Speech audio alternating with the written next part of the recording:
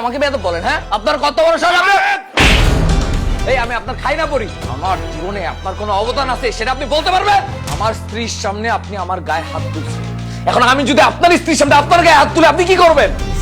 মা, এই মানুষ যদি এই বাড়িতে থাকে, আমি আমার স্ত্রীকে নিয়ে আজই এই বাড়ি থেকে সোজা চলে যাব। তুই কোথাও যাবি না মিজান, এখন তুই আলাদা বাসা নিয়ে থাক, আমাদের শান্তিতে থাকতে দে। আমি এই বাড়ি থেকে আমার বউ বাচ্চা নিয়ে চলে গেলে তুমি খুশি হও? এইটা তোমার শেষ কথা? এটাই আমার শেষ কথা। এটাই তোমার প্রাপ্য ছিল। এইটা আমার জন্য অনেক বড় পাওয়া মা। চলো ব্যাপার ফারজানা, আখি কান্না করছে কেন?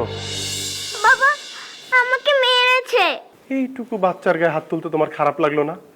তোমার মেয়ের গায়ে আমি হাত তুলিনি, তোমার ছোট ভাইয়ের বউ হাত তুলছে। সাহেদের বউ আখিকে মেরেছে কেন? তোমার মেয়ে নাকি চুরি করছে, এই জন্য তোমার ভাইয়ের বউ আমার মেয়ের গায়ে হাত তুলছে। শাহেদ, শাহেদ, এই শাহেদ! কি ব্যাপার, এত হাউকাউ করে চিল্লাপাল্লা করে আমাকে টাকা দিয়েছেন? আমি তো বাসা দিয়েছেন। যায় না, আখির গায়ে কেন হাত তুলেছে? আপনার মেয়ে চুরি করছে, এই জন্য আপনার মেয়েকে হাত। এইটাকে চুরি করা বলে না ডায়না। আমার বাচ্চা মেয়ে বাসার মধ্যে চকলেট পেয়েছে, সেই চকলেট খেয়েছে, যেই চকলেট এনেছে তার চাচা।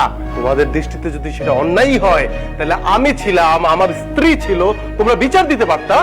আপনাদেরকে কি বলবো? আপনারা চোর বলে তো বাচ্চা মেয়েটাকে চোর বানাইছেন। এই বেয়াদব, আর একটা উল্টাপাল্টা কথা বলবে না।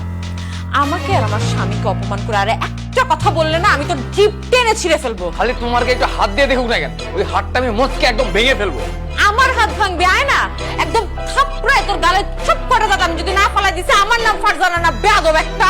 আপনার কত বড় সাহস, আপনি আমাকে বেয়াদব বলেন? হ্যাঁ, আপনার কত বড় সাহস! মা, মা, মা! তোমার বড় ছেলে কত বড় সাহস আমার গায়ে হাত দেয়? মিজান, তুই শাহেদের গায়ে হাত তুলছিস? তার আগে মা তুমি আমাকে বলো, তুমি মুরব্বী বাসায় থাকতে আমার এইটুকু বাচ্চার গায়ে তোমার ছোট বউ কি করে হাত তোলে?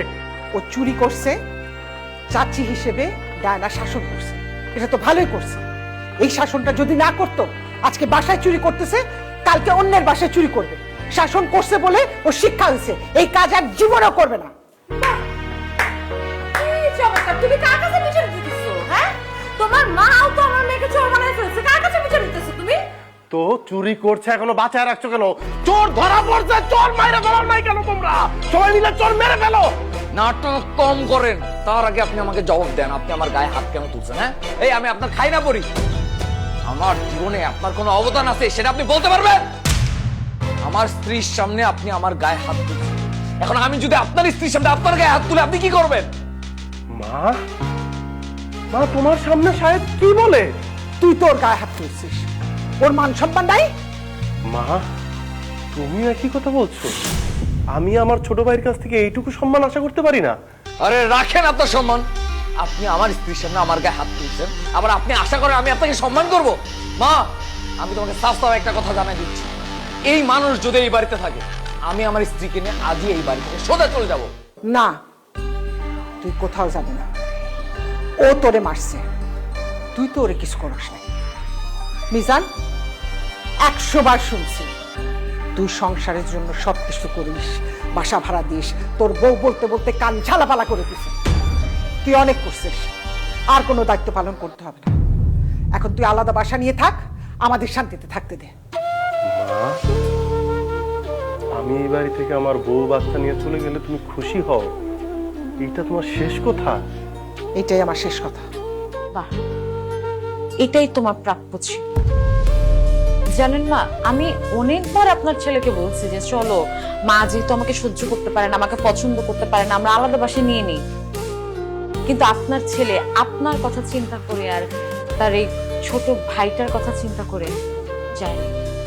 অথচ আজকে আপনি আপনার ছেলেকে বলতেছেন এ বাড়ি থেকে চলে যাইতে। ফারজানা থামো। মা, আমি তোমার আগেও বলছি যে তোমার প্রতিটি কথা আমার জন্য আদেশ। আমি যদি এই বাড়ি ছেড়ে আমার বউ বাচ্চা নিয়ে চলে যাই, আর তাতে যদি তোমরা সুখে থাকো, শান্তিতে থাকো, এইটা আমার জন্য অনেক বড় পাওয়া মা। চলো।